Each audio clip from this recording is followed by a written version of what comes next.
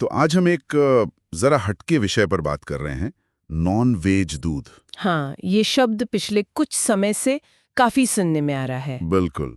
खासकर ये भारत अमेरिका व्यापार की जो बातें चल रही थी, उसमें ये काफी उछला। तो हमारे पास कुछ लेख और थोड़ी रिसर्च है इस पर। आज कोशिश करते हैं समझने की कि भाई ये नॉन वेज दूध आखिर भला क्या है। भारत में इसे लेकर इतनी चिंता क्यों है और इसके पीछे मतलब धार्मिक, वैज्ञानिक, सामाजिक क्या क्या एंगल हैं। जी देखिए, अपने आप भारत में दूध का मतलब सिर्फ पोषण तो है नहीं। बिल्कुल नहीं। वो पवित्रता से जुड़ा है, पूजा पाठ में, व्रत त्योहार में उसका एक खास मकाम है। सही बात है। तो ये सवाल कि दूध नॉनवेज कैसे हो सकता है, ये थोड़ा चौंकाता है। चलिए इसी को थोड़ा खोलते हैं आज। हाँ, देखते हैं। तो सबसे पहले ये नॉनवेज दूध का असल मतलब क्या निकल रहा है। हमारे पास जो जानकारी है उसके हिसाब से दो मुख्य बातें सामने आ रही हैं। जी बिल्कुल। पहला मतलब, और शायद भारत के लिहाज से सबसे ज्यादा चिंता पैदा करने वाला मतलब वो है ऐसा दूध जो उन गायों से आता है जिन्हें मांसाहारी चारा खिलाया जाता है। मांसाहारी चारा गाय को? हाँ, मतलब एनिमल बेस्ड फीड। आप देखिए, अमेरिका, यूरोप, ब्राजील, ऑस्ट्रेलिया, ऐसे कई देशों में ये काफी आम है। अच्छा। जी, वहाँ गायों को ज्यादा दूध उत्पादन के लिए या उनका वजन बढ़ाने के लिए या कह लीजिए प्रजनन क्षमता बेहतर करने के लिए उनके चारे में मीट मील मतलब मांस का पाउडर, बोन मील यानी हड्डियों का चूरा, या ब्लड मील खून का पाउडर, ऐसी चीजें मिला दी जाती हैं। अरे बाप रे। हाँ, कभी कभी इसमें मछली या पोल्ट्री का वेस्ट भी हो सकता है। समझ गया।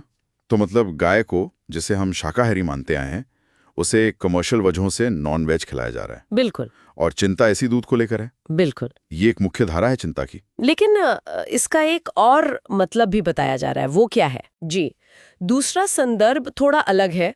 वो जुड़ा है लैब में बने दूध से, या कह लीजिए सिंथेटिक दूध से। लैब में बना दूध? हाँ, खासकर अगर उसको बनाने की प्रक्रिया में कहीं ना कहीं किसी ना किसी स्तर पर जानवर की कोशिकाएं या उसका डीएनए इस्तेमाल हुआ हो। अच्छा, कैसे? जैसे कुछ अमेरिकी कंपनियां हैं जो फंगस या यीस्ट का इस्तेमाल करके फर्मेंटेशन से दूध के प्रोटीन बनाती हैं, जैसे केसीन और वे। वो इसे एनिमल फ्री डेयरी कहते हैं, लेकिन क्योंकि जो शुरुआती सेल लाइन होती है, मतलब वो मूल कोशिकाएं जिनसे आगे का प्रोसेस शुरू होता है, वो जानवर से ली जा सकती है। ओह, ओके। तो इस वजह से कुछ लोग मानते हैं कि ये पूरी तरह से शाकाहारी नहीं कहा जा सकता, भले ही फाइनल प्रोडक्ट में एनिमल न हो। ये तो वाकई पेचीदा है।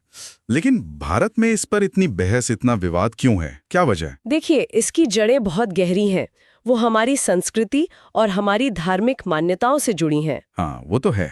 भारत में गाय को क्या दर्जा दिया गया है? गौ माता का, पूजनीय मानते हैं हम। सही बात है। और उसे स्वाभाविक रूप से एक शाकाहारी पशु ही समझा जाता है। दूध अपने आप में पवित्र है। शिव जी का अभिषेक देख लीजिए, पंचामृत में इस्तेमाल होता है, व्रत में लोग पीते हैं। हाँ, बिल्कुल। अब सोचिए, अगर उसी गाय को मांस आधारित चारा खिलाया जा रहा है, तो धार्मिक नजरिए से क्या हुआ? उसका दूध एक तरह से अशुद्ध हो गया। या जैसे ये शब्द चल पड़ा है, नॉन वेज जैसा हो गया। जिस दूध से भगवान को नहला रहे हैं वो ऐसे चारे से आए, ये कई लोगों के लिए सोचना भी मुश्किल है।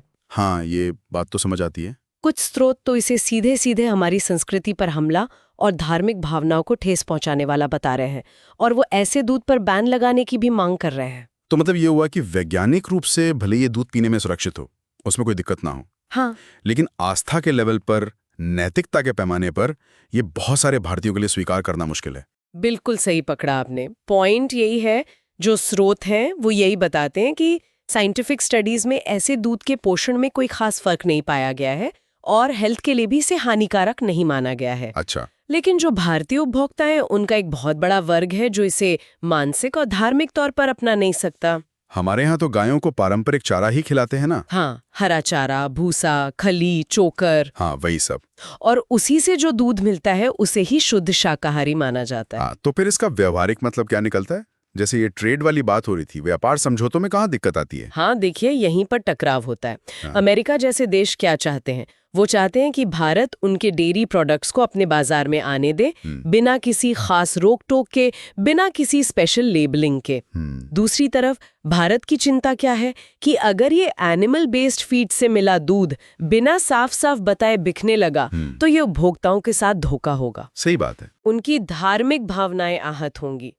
और सिर्फ इतना ही नहीं, जो हमारे स्थानीय किसान हैं, जो गौशालाएं हैं, जो पारंपरिक तरीके से शाकाहारी चारा खिला रहे हैं, उनको भी तो नुकसान होगा। तो ये सिर्फ एक प्रोडक्ट का मुद्दा नहीं रह गया है, ये व्यापार वार्ताओं में कहीं न कहीं सांस्कृतिक मूल्यों की रक्षा का प्रतीक भी बन गया है। तो इसका हल क्या हो सकता है? हाँ, तो एक जो दिलचस्प बात सामने आई है वो है स्पष्ट लेबलिंग का सुझाव। लेबलिंग मतलब पैकेट पर लिखा हो? जी, बिल्कुल साफ साफ लिखा हो, जैसे ये दूध 100% शाकाहारी आहार पर पाली गई गाय का है, या फिर इस दूध के लिए गाय को एनिमल बेस्ड फीड दिया गया है, मांसाहारी चारा या फिर लैब में दूध बनाने के तरीके से। सही। और भारत में इसका जो विरोध है वो मुख्य रूप से हमारी गहरी सांस्कृतिक और धार्मिक मान्यताओं की वजह से है। बिल्कुल। तो पारदर्शिता मतलब ट्रांसपेरेंसी और सही जानकारी देना, ये यहाँ सबसे जरूरी लगता है। निश्चित रूप से ये पूरा मामला यही दिखाता है कि खाना या दूध जैसी चीजें ये सिर्फ पेट भरने के लिए नहीं है, ये हमारी पहचान से, हमारी आस्था से, हमारी परंपराओं से कितनी गहराई से जुड़ी हुई हैं। और ये भी कि हमारी फूड सप्लाई चेन में पारदर्शिता कितनी जरूरी है। और यहाँ एक सोचने वाली बात ये भी छोड़ जाते हैं कि जैसे जैसे फूड टेक्नोलॉजी आगे बढ़ रही है, नई नई चीजें आ रही हैं, जी, तो प्राकृतिक क्या है, शुद्ध क्या है, इसकी परिभाषाएं भी शायद बदलेंगी। ऐसे में हमारी जो सदियों पुरानी सांस्कृतिक मान्यताएं हैं वो इन बदलावों के साथ कैसे तालमेल बिठाएंगी, ये देखना दिलचस्प होगा।